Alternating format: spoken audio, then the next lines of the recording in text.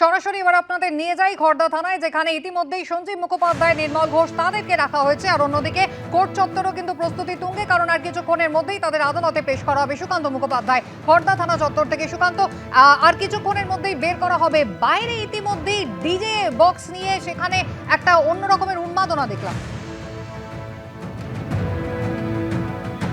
একেবারে দেখো, তোমাকে প্রথমে ছবিটা দেখাবো। ঠিক থানার যে সামনের যে ছবি, অর্থাৎ সদর দরজা, সেখানে কিন্তু প্রচুর পুলিশ পোস্টিং দেওয়া হয়েছে, রিজার্ভ ফোর্স ডাকা হয়েছে, যাতে কোনো রকমভাবে অশান্তি না হয় যখন কোর্ট চত্বরে নিয়ে যাওয়া হবে থানা থেকে বের করে প্রাক্তন বিধায়ক নির্মল ঘোষ এবং প্রাক্তন কাউন্সিলর সঞ্জীব মুখোপাধ্যায়কে। আমরা দেখতে পেলাম যে গতকালকে রাত্রি 3টের সময় তাদেরকে আনা হয়েছিল, এক দফাতে তাদেরকে জিজ্ঞাসাবাদও করা হয়, কিন্তু এখনো পর্যন্ত তৃতীয় অভিযুক্ত সোমনাথ দে তিনি কিন্তু পলাতক রয়েছেন।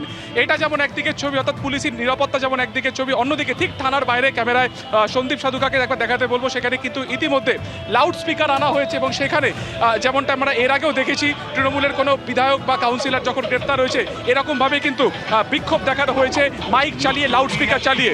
এবং আমরা দেখতে পাচ্ছি এখানে, আমরা একবার কথা বলার চেষ্টা করবো। আমরা দেখতে পাচ্ছি আপনারা এখানে এই বক্স আনা হয়েছে, সেখানে চোর চোর গান বাজছে কেন?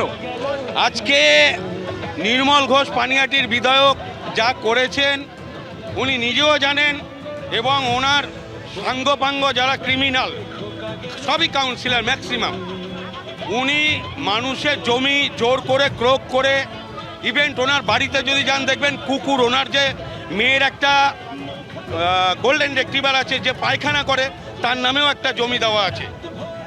এবং চারিদিকে আজকে সেনের পুকুর থেকে শুরু করে ফেন্সের মাঠ থেকে শুরু করে সব কিছু উনি যা করেছেন। এবং সোমনাথ দে সে ছিলেন একজন কাউন্সিলর থেকে, যেহেতু অবৈধ প্রমাণ লোপাটের জন্য ওনার খুব অ্যাক্টিভ কাজ দেখিয়েছিলেন, ওনাকে নির্মল ঘোষ গিফট করেছেন চেয়ারম্যান পদে।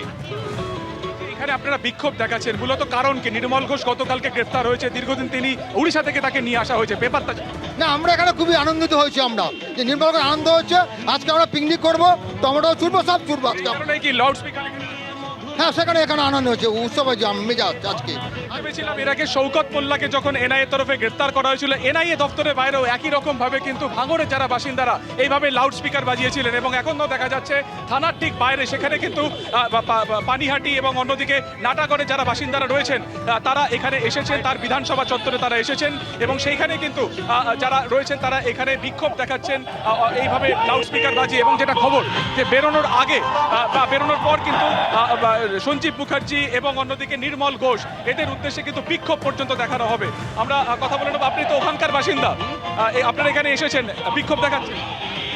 হ্যাঁ, কি আপনারা এখানে এসেছেন বিক্ষোভ দেখাচ্ছেন?